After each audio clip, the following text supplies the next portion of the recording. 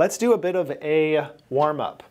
So as you, depending on where you are in your sketchnoting journey, the act of putting pen to paper and making marks that aren't letters might still be kind of new, and I think of a warm-up as a great opportunity to start building those muscles, the hand-eye coordination, to make it a little bit easier when you go to sketch something out, to draw something you haven't drawn before, or try to make some connections between the ideas that you're working with. For this sketchnoting warm-up, 3 sections to it. Let's start with some basic shapes.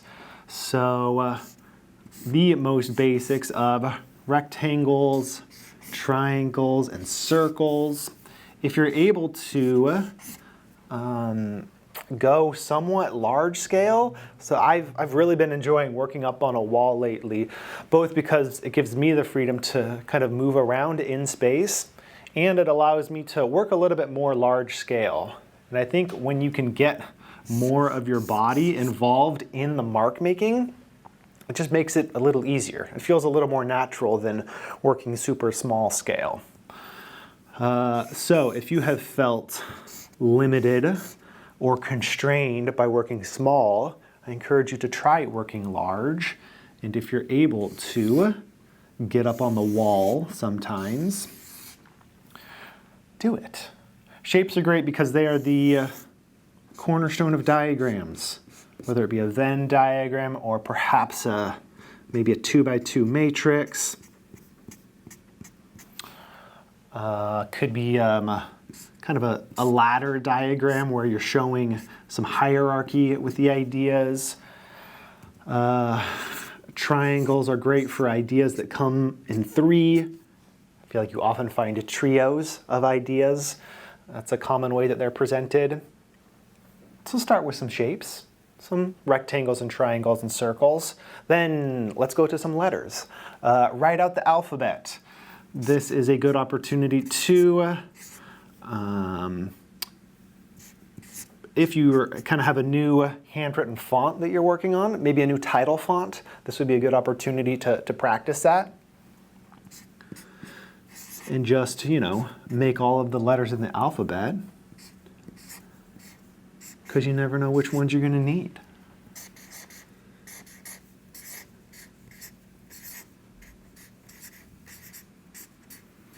I feel like this also gets you a little bit warmed up in kind of horizontal orientation with your writing, to hopefully keep your writing fairly level. It doesn't matter if it tilts up or down a little bit, but you're getting some of that muscle memory going.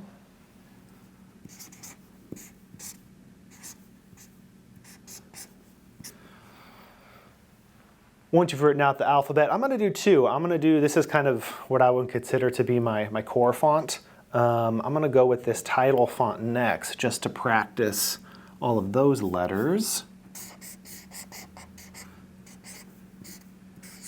And for me, these are really the only 2 that I've been using in this format.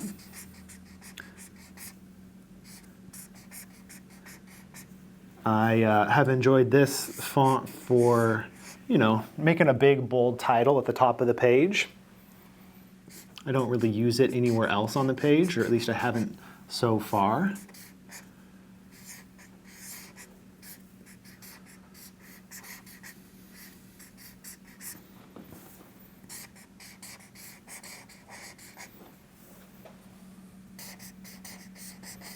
This is where you'll identify perhaps any trouble letters that you might want to practice. Q's and R's are sometimes tricky. Same with S. QRS can be a tricky trio.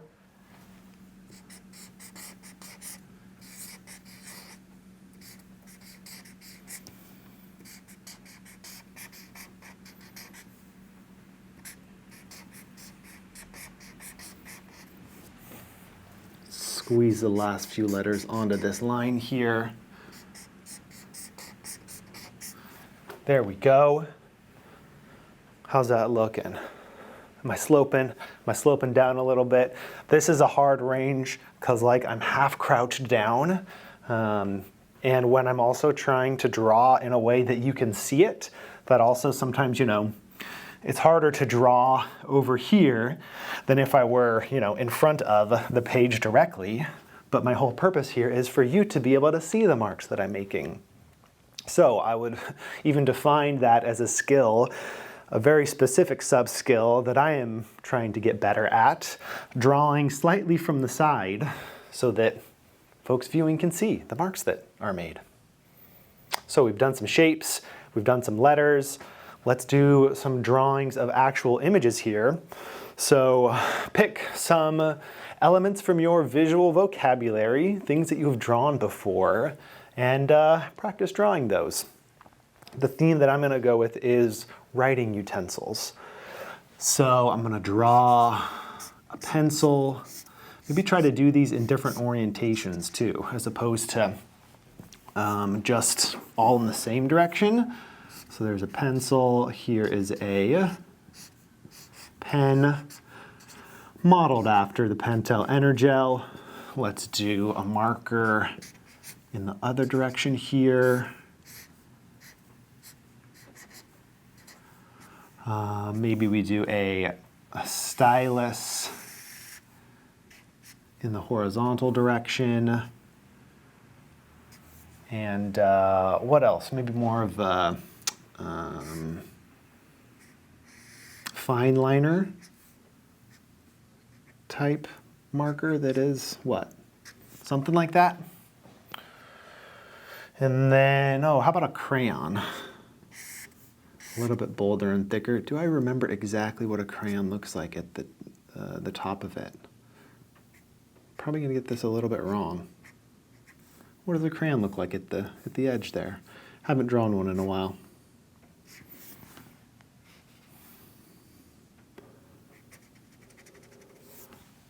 That's not quite right, but that's okay. Good enough start for today. So these are kind of the three components that also represent the three types of marks that you will bring into a sketchnoting session. You're going to be drawing some shapes and some diagrams, sometimes just as a container for words, maybe for a title or anything that you want to stand out. Put a box around it or a circle around it, and that in and of itself kind of helps it stand out on the page. Practice our letters, and then practice some drawing. If you do this, hopefully your mind and your hand are working together a little bit better than they were at the start, and you're ready to jump into the work that you would like to do.